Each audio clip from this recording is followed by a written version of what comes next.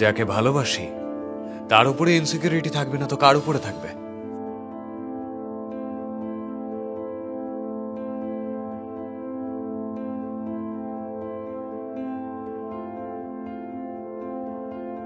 What kind of impudicity is this? Abraham Lincoln কি বলেছেন জানেন তো?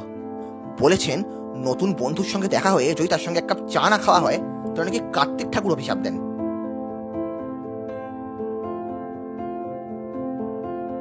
আমার তো মনে হয় সত্যিকারের ভালোবাসা যেখানে থাকে সেখানে কোনো হারাবার ভয় থাকে না, আর হারাবার ভয় না থাকলে কোনো ইনসিকিউরিটিও থাকে না।